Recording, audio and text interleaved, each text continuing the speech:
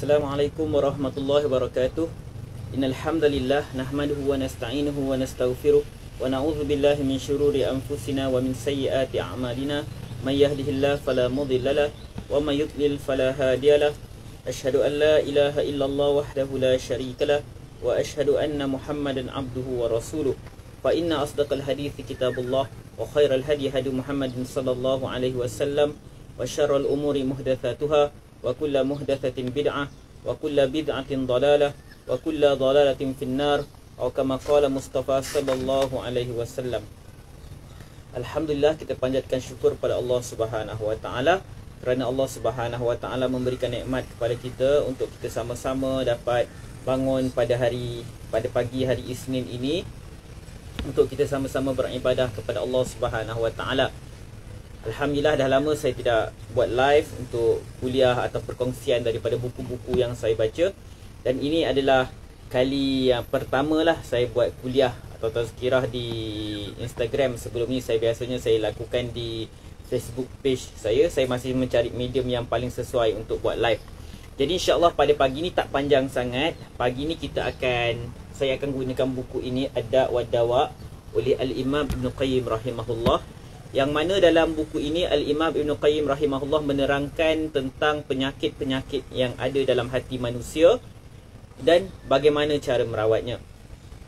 Jadi mudahnya Al-Imam Ibn Qayyim rahimahullah menerangkan tentang dosa, kesan dosa pada hati, bagaimana kita nak meninggalkan dosa dan semisalnya, bagaimana kita nak membersihkan jiwa kita. Jadi dalam kitab ini Imam Ibn Qayyim rahimahullah menyenaraikan sangat banyak kesan dosa kepada manusia, kesan dosa kepada hati manusia, kepada kehidupan manusia. Terlalu banyak. Cuma pada pagi ini saya nak mulakan dengan kesan yang ke-22, kerana ia merupakan antara kesan yang besar dalam kehidupan manusia. Disebutkan di sini, kemaksiatan akan mematikan kecemburuan hati. Jadi kata Imam Ibn Qayyim rahimahullah, apabila kita melakukan dosa, kita banyak melakukan maksiat, maka ia akan menghilangkan rasa cemburu daripada hati kita. Kata beliau, di antara kesan dosa iaitu mematikan api cemburu di dalam hati manusia, yang mana ia merupakan sumber kehidupan dan kebaikan bagi jiwa manusia, seperti panasnya naluri bagi kehidupan seluruh badan. Panas dan api cemburu mengeluarkan kejelekan dan sifat-sifat tercela daripada hati, sebagaimana proses yang mengeluarkan kotoran daripada emas, perak dan besi. Jadi perasaan cemburu menurut Al-Imam Ibn Qayyim rahimahullah, ia akan membantu kita mengeluarkan perkara-perkara buruk daripada diri kita, menghalang kita daripada melakukan dosa-dosa dan kemaksiatan kepada Allah Subhanahu wa taala. Oleh itu kata Al-Imam Ibn Qayyim, orang yang paling mulia, paling bersungguh-sungguh dan paling tinggi kehendaknya adalah orang yang paling cemburu terhadap dirinya, orang-orang yang terdekat dengannya dan manusia pada umumnya. Sebab itu Nabi SAW adalah orang yang paling cemburu terhadap umatnya. Bahkan Allah Subhanahu wa taala lebih cemburu daripada beliau. Sudah pastilah cemburunya Allah Subhanahu wa taala tidak sama dengan cemburunya makhluk. Disebutkan di sini Al-Imam Ibn Qayyim rahimahullah menukilkan sebuah hadis yang sahih, hadis riwayat Imam Al-Bukhari dan Muslim, yang mana Nabi SAW bersabda. Nabi SAW pernah sebut pada para sahabat, Ata'jabuna min ghairati Sa'd? Adakah kamu semua pelik dengan sikap cemburu Sa'ad? La ana aghyaru minhu wallahu aghyaru minni. Sa'ad ni dia seorang yang sangat cemburu. Lalu Nabi SAW kata pada para sahabat, kamu pelik ke dengan sikap cemburu Sa'ad? La ana aghyaru minhu. Sesungguhnya aku lebih cemburu daripada dia, lebih bersikap cemburu daripada Sa'ad. Wallahu aghyaru minni. Dan Allah Subhanahu wa taala lebih cemburu daripada diri aku. Kita nak tengok apa yang dimaksudkan dengan cemburu, ataupun dalam bahasa Arabnya kita sebut ghirah. Kita lihat dalam hadis yang lain, yang mana ketika dalam khutbah dalam solat gerhana, Nabi SAW sebut, yang diriwayatkan oleh Imam Al-Bukhari dan Muslim lagi, kata Nabi SAW, Ya ummata Muhammad, ma ahadun aghyaru minallah ay yazniya abduhu aw tazniya amatuhu. Atau kama qala Mustafa SAW, wahai Muhammad, Wahai umat Muhammad, kata Nabi SAW dalam khutbah tersebut, tidak ada yang lebih cemburu daripada Allah Subhanahu Wa Taala ketika salah seorang hambanya yang lelaki ataupun wanita melakukan zina. Jadi cemburu ni, kalau kita nak faham dalam konteks manusia, cemburu ni ialah bila kita suka seseorang, kita ataupun kita sayang seseorang, kita ada isteri, kita apa perasaan kita bila contoh pasangan kita curang, kita cemburu sebab kita sayang dia. Jadi cemburunya Allah Subhanahu Wa Taala melambangkan kasih sayang Allah Subhanahu Wa Taala kepada kita. Jadi Allah Subhanahu Wa Taala tak suka tengok hamba-hamba dia melakukan maksiat. Dan antara perkara yang keji yang dilakukan oleh manusia ialah dosa zina. Dosa zina dan banyak lagi dosa-dosa yang lain. Hadis sahih lagi riwayat Imam Al-Bukhari dan Muslim. Kata Nabi sallallahu alaihi wasallam, la ahada aghyaru min Allah. Tidak ada seorang pun yang lebih cemburu daripada Allah Subhanahu Wa Taala. Min ajli dzalika harramal fawahisha ma zahara minha wa ma batan. Disebabkan sikap cemburunya Allah Subhanahu Wa Taala ini, Allah Subhanahu Wa Taala mengharamkan perkara-perkara yang keji, sama ada yang zahir ataupun yang tersembunyi, sama ada yang zahir ataupun yang batin. Wala ahada ahabbu ilaihi al-udhru min Allah. Dan tidak ada yang lebih menyukai keuzuran. Uzur ni alasan lah kalau kita terjemahkan. Jadi Allah Subhanahu Wa Taala dia sangat cemburu, dalam masa sama dia suka pada uzur. Maksud uzur ni alasan hamba-hamba dia dan misalnya wala ahada ahabbu ilaihil udhru min Allah. Tidak ada sesuatu pun yang lebih sukakan kepada alasan ataupun uzur melebihi sukanya Allah. Min ajli zalika arsala rusula mubasysyirin wa munzirin. Disebabkan Allah Subhanahu Wa Taala ni suka bagi keuzuran atau alasan pada hamba-Nya. Maksudnya orang bila buat dosa, Allah tak terus hukum. Allah tengok apa kenapa, adakah dia terpaksa dan sebab-sebab lain. Maka disebabkan tu Allah Subhanahu Wa Taala hantar para rasul untuk membawa berita gembira dan memberi peringatan. Sebab Allah tak hukum manusia sembrono. Kalau orang tu buat dalam keadaan jahil, dia tak tahu, tak sengaja dan semisalnya. Jadi antara tujuan Allah hantar para rasul adalah untuk memberi peringatan, berita gembira kepada manusia, memberi amaran daripada dosa-dosa, untuk mengangkat keuzuran tersebut daripada manusia. Wala ahada ahabbu ilaihil madhu min Allah. Min ajli dhalika asna ala nafsi. Dan tidak ada satu pun yang lebih suka kepada pujian melebihi Allah SWT. Allah suka kepada pujian-pujian. Disebabkan itu min ajli dhalika asna ala nafsi. Disebabkan itu Allah Subhanahu Wa Taala puji dirinya sendiri. Apa contohnya dalam surah Al-Fatihah? Alhamdulillahi Rabbil Alamin. Segala puji bagi Allah Subhanahu Wa Taala, Tuhan sekalian alam. Jadi hadis ni menerangkan tentang sifat cemburu Allah Subhanahu Wa Taala, sifat Allah SWT suka memberikan keuzuran, sifat Allah sayang kepada keuzuran. Jadi ini merupakan sifat-sifat kesempurnaan Allah Subhanahu Wa Taala. Dan dalam hadis ni menunjukkan walaupun Allah Subhanahu Wa Taala ni sangat cemburu, dia tak suka hamba-hamba dia buat perkara-perkara yang keji. Allah marah kita buat perkara-perkara yang keji. Allah murka kat kita bila kita buat perkara-perkara yang Allah larang. Tetapi dia suka memberikan keuzuran kepada hamba-hambanya, lalu menerima keuzuran tersebut atau alasan tersebut. Dia tidak serta-merta menghukum para hambanya hanya kerana mereka melakukan perkara yang dia cemburu, yang dia tidak suka. Okey. Jadi inilah puncak sifat kemuliaan Allah Subhanahu Wa Taala, kesempurnaan Allah Subhanahu Wa Taala. Manusia berbeza kan? Manusia kita memang takkan dapat sampai pada Allah, dan tidak ada sesiapa yang dapat menyamai Allah SWT. Walillahi mathalul a'la. Jadi kata Ibn Qayyim, ini merupakan puncak kemuliaan, kebaikan dan kesempurnaan. Majoriti manusia yang sangat cemburu. Ni cemburu manusia macam mana? Kata Ibn Qayyim, kebanyakan manusia yang cemburu, dia akan cepat menjatuhkan hukuman tanpa memberikan ruang alasan kepada orang yang nak dihukum.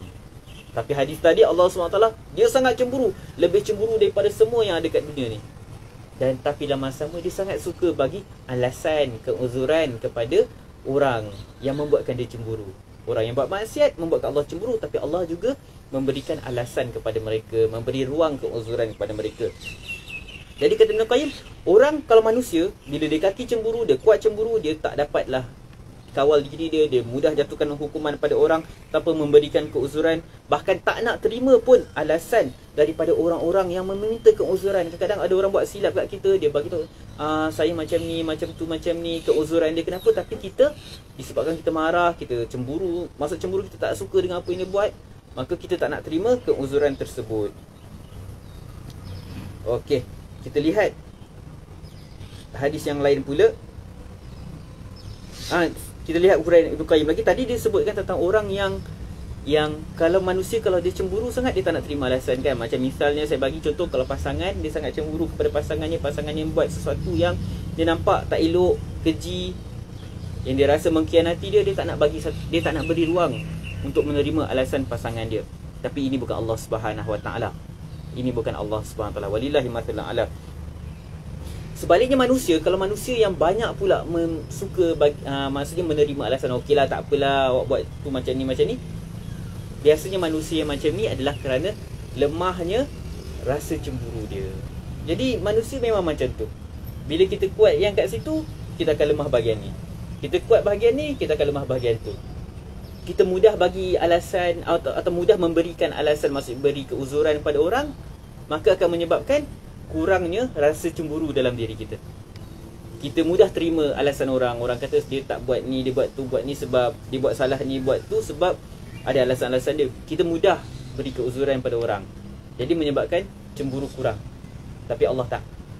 Dan kita pula, bila kita cemburu sangat pula, kita akan mudah menjatuhkan hukuman pada orang lain. Walillahi mathalul a'la. Hebat Allah Subhanahu Wa Taala, sempurna sifat Allah Subhanahu Wa Taala.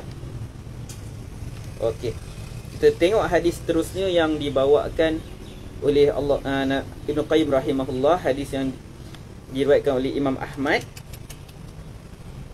hadis hasan. Disebutkan di sini, inna minal ghairati ma yuhibbuhallah. Sesungguhnya ada perasaan cemburu yang disukai oleh Allah. Wa minha ma yubghiduhallah. Dan ada cemburu yang dibenci oleh Allah Subhanahu Wa Taala. Fallati yubghiduhallah al-ghairah fi ghairi ribah. Adapun cemburu yang dibenci oleh Allah Subhanahu Wa Taala adalah cemburu tanpa alasan. Hadis ini diriwayatkan oleh Imam Ahmad, dan muhakkik kepada kitab ni menyatakan darjatnya hasan. Jadi kita jangan cemburu buta. Walaupun sifat cemburu tu sifat yang mulia. Contoh kita ada pasangan, kita cemburu kat dia, kita tak suka dia buat benda-benda yang tak elok, tapi jangan cemburu buta tanpa alasan, cemburu tanpa sebab. Itu bukan sikap yang mulia. Sebab Allah Subhanahu Wa Taala, Allah tak suka cemburu tanpa alasan. Jadi kata Ibn Qayyim, yang benar adalah menggabungkan antara rasa cemburu dengan alasan, tentu saja dengan meletakkan pada tempatnya, alasan pada tempatnya.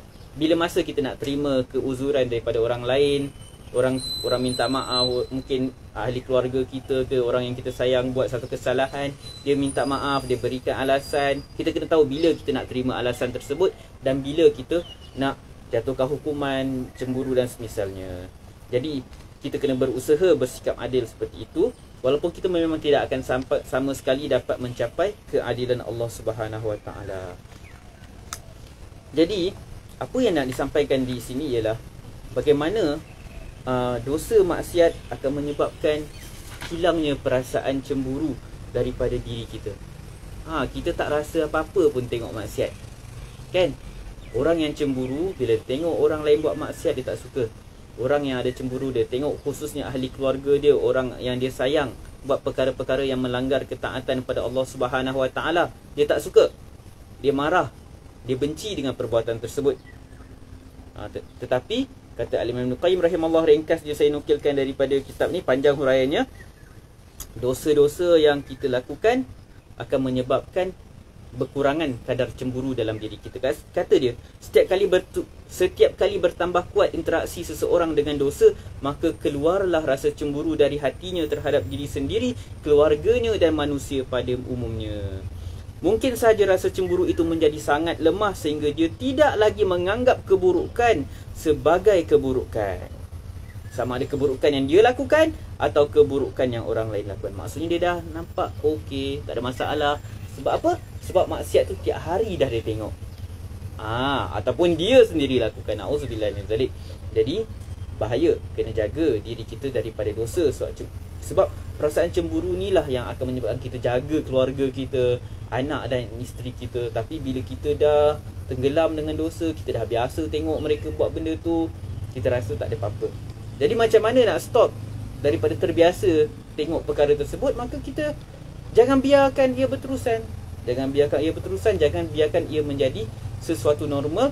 Dan jangan biarkan diri kita biasa tengok benda-benda maksiat, benda-benda yang haram. Sebab dia akan merosakkan jiwa kita. Kita akan rasa okey, tak ada apa-apa. Sebab itu disebutkan di sini, Al-Imam Ibn Qayyim rahimahullah sebut, oleh sebab itu ad-dayyuth adalah seburuk-buruk makhluk Allah yang mana syurga diharamkan baginya.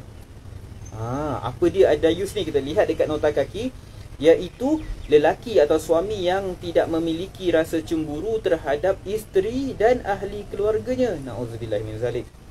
Dan disebutkan sini yang mana orang-orang ini syurga diharamkan baginya. Maksud diharamkan, kalau orang tu beriman, dia taklah dia akan dihukum dengan neraka, dia bukanlah dapat masuk ke dalam syurga terus. Kita lihat apa disebutkan dalam nota kaki di sini. Sebagaimana sabda Nabi sallallahu alaihi wasallam, salasatun la yadkhulunal jannah, ada 3 golongan yang tidak dapat masuk syurga. Wala yanzurullahu ilaihim yaumal qiyamah, dan Allah tak tengok pada mereka pada hari kiamat. Al-aqu liwalidayhi. Pertama siapa? Orang-orang yang derhaka kepada kedua ibu bapanya. Yang kedua, wal mar'atu al-mutarajjilatu al-mutasyabbihatu birrijal. Yang kedua iaitu wanita tomboy yang menyerupai lelaki. Perempuan yang menyerupai lelaki. Kalau dalam bahasa moden kita panggil apa? Pancake. 3 golongan yang tak masuk syurga. Bukan tak masuk selama-lamanya maksudnya. Ini kita faham lah. Bila disebutkan hadis-hadis yang berbunyi macam ni, menunjukkan dosa-dosa tu adalah dosa-dosa yang besar. Jadi pancake, wanita menyerupai laki, laki menyerupai wanita adalah satu dosa besar. Wanita tomboy yang menyerupai laki, dan ad-dayyuth, dan lelaki yang dayyuth, iaitu lelaki, seorang suami, seorang ayah yang tak kisah tentang maksiat yang dilakukan oleh isteri dan anak-anak dia. Hadis riwayat Imam Ahmad, dan muhakkik menyatakan sanad ni jayyid. Siapa muhakkik kitab ni? Kitab ni kitab Al-Imam Ibn Qayyim rahimahullah. Muhakkik ni maksudnya ulama yang meneliti, yang memeriksa, iaitu Syekh Ali Hasan bin Ali Al-Halabi. Ali Al-Halabi dia adalah murid kepada Syekh Al-Albani rahimahullah. Dia salah seorang ulama hadis lah. Jadi dia kata hadis ini adalah sanad jayyid. Kata Ibn Qayyim rahimahullah, rasa cemburu dalam hati sama seperti sistem kekebalan tubuh, ataupun orang apa sebut, immune system kita, yang mampu menolak dan memerangi penyakit. Jika sistem ini hilang, penyakit tidak akan tertolak, bahkan akan dapat duduk dalam tubuh badan kita hingga penyakit menjadi semakin kronik dan semakin teruk. Dan apa akhirnya? Adalah kebinasaan. Jadi kesan dosa kepada diri yang ke-22 yang Ibn Qayyim sebutkan ialah ia mematikan perasaan cemburu dalam diri kita. Okey, kesan yang seterusnya, kesan yang ke-23. Maksiat menghilangkan rasa malu. Di antara kesan maksiat adalah menghilangkan malu yang merupakan sumber kehidupan hati dan inti segala kebaikan. Hilangnya malu, maka hilanglah kebaikan. Ini kata Al-Imam Ibn Qayyim rahimahullah. Jadi beliau bawakan hadis. Saya suka kitab karya Ibn Qayyim rahimahullah ni, dia bawakan hadis, dan kelebihannya pula disebutkan pula pada nota kakinya status hadis ni apa. Dalam kitab ni memang ada hadis yang dhaif, kadang-kadang hadis yang dhaif teruk, tetapi alhamdulillah dengan adanya Syekh Ali Al-Halabi, dia periksa dan di nota kaki disebutkan hadis ni dhaif macam mana, dia palsu ke apa ke. Jadi kita mudah, kita taklah terjebak menyebarkan hadis-hadis yang bermasalah dalam masyarakat. Jadi disebutkan hadis yang sahih daripada Nabi SAW dalam Sahih Muslim. Nabi SAW sebut, Al-haya, sifat malu itu khairun kulluhu. Sifat malu tu baik keseluruhannya. Sifat malu tu kebaikan keseluruhannya. Lepas tu dalam hadis yang lain, hadis riwayat Imam Al-Bukhari, Nabi SAW sebut, Inna mimma adrakan nasu min kalamin nubuwatil ula. Sesungguhnya yang pertama diketahui oleh manusia daripada ucapan kenabian ialah iza lam tastahi, jika kamu tak malu, fasna' ma syi'ta. Kalau kamu tak malu, buatlah apa-apa sahaja yang kamu suka. hadis ni yang berbunyi, kalau kamu tak malu, buatlah apa yang kamu suka. Al-Imam Ibn Qayyim rahimahullah membawakan dua penafsiran. Yang mana ia saling bercanggah antara satu sama lain. Sebab ada orang mungkin akan gunakan hadis ni, maksudnya kata, okey, Nabi SAW kata, kalau kita tak malu, Nabi suruh. Sebab fasna' ni dia fi'il amar. Isna' ma syi'ta, lakukan apa yang kau nak. Buatlah. Itu orang yang faham. Kalau kita lihat hadis ni, orang yang faham macam tu, dia sebenarnya orang yang lawyer buruk lah sebenarnya. Dia bermain-main dengan bahasa. Sedangkan kalau kita lihat dalam bahasa kita, kadang gaya bahasa kita pun, mak kita contoh dia tak nak bagi anak panjat pokok kan, dia kata panjatlah. Bukan dia suruh panjat. Tu warning, tu amaran. Jadi bila Nabi SAW kata, Iza lam tastahi fasna' ma syi'ta, kalau kamu tak malu, buatlah apa yang kamu nak. Itu bukan membenarkan, ia amaran. Jadi penafsiran pertama kata Ibn Qayyim, hadis ini berfungsi untuk menakut-nakutkan dan memberi ancaman. Maksudnya, orang yang tak ada rasa malu akan buat pelbagai perbuatan buruk sekehendak hatinya. Sebab faktor yang mendorong seseorang untuk meninggalkan perbuatan buruk adalah rasa malu. Jika tak ada rasa malu yang mencegah daripada melakukannya, maka orang tu akan buat perbuatan yang buruk tersebut. Ini penafsiran yang pertama. Penafsiran yang kedua, dia kata, jika engkau tak malu terhadap Allah untuk melakukan sesuatu, maka kau buatlah benda tu. Maksudnya, kalau kau dah rasa tak malu, tak apa, buatlah. Sebab yang kau kena tinggalkan ialah perbuatan yang kau rasa malu kepada Allah Subhanahu Wa Taala untuk melakukannya. Jadi ini masalah. Kalau orang yang dah biasa buat maksiat, dia kata saya tak rasa malu buat benda tu, jadi bolehlah buat. Na'udzubillah min zalik. Jadi bukan itu maksud hadis tersebut. Jadi penafsiran pertama kepada hadis ni sama macam firman Allah Subhanahu Wa Taala dalam surah Fussilat ayat 40, "I'malu ma syi'tum." Buatlah apa yang kamu nak. Buatlah apa yang kamu nak suka hati kamu. Adakah maksud macam tu? Bukan. Itu amaran. Yalah, Allah dah bagi tahu hukum dia, Nabi SAW dah sampaikan, tapi kamu nak buat juga. I'malu ma syi'tum. Buatlah sesuka hati kamu, apa yang kamu nak. Tapi balasan dia bagaimana? Jadi itu bukanlah satu suruhan kita buat, tapi untuk bagi amaran. Jadi mudahnya kefahaman yang benar kepada hadis tadi ialah kita kena ada perasaan malu, jaga perasaan malu. Tengok Ibn Qayyim sebut apa? Dia kata kat sini, dosa-dosa melemahkan rasa malu seorang hamba, bahkan boleh jadi menghilangkannya secara keseluruhan. Akibatnya pelakunya tidak lagi terpengaruh atau merasa risau saat ramai orang mengetahui keadaan dan perilakunya yang buruk. Orang yang dah hilang rasa malu, dia bukan setakat tak malu dengan Allah SWT, sampai bila orang tahu dia buat maksiat pun dia tak rasa apa-apa. Na'udzubillah min zalik. Sebab tu kadang-kadang dalam konteks masyarakat moden sekarang kan, kita selalu disuruh, ada orang kata, just be yourself. Jadilah diri sendiri. Bagus, be yourself tu maksudnya kita jangan berpura-pura. Jangan berpura-pura lah nak tiru orang tu, nak tiru orang ni. Tapi ia sering membawa konotasi negatif, iaitu buat je suka hati, tak payah endahkan apa orang fikir semua. Termasuklah buat benda-benda tak baik, benda-benda yang Allah SWT haramkan. Jadi ia satu konotasi negatif yang membuatkan manusia kata, tak apa, lantaklah apa orang kata. Kita buat, tak kira betul ke salah, baik ke buruk, buat je. Lantak pi apa orang cakap. Tak betul macam tu. Bila dah hilang rasa malu sampai ke tahap macam tu, memang masalah kat kita.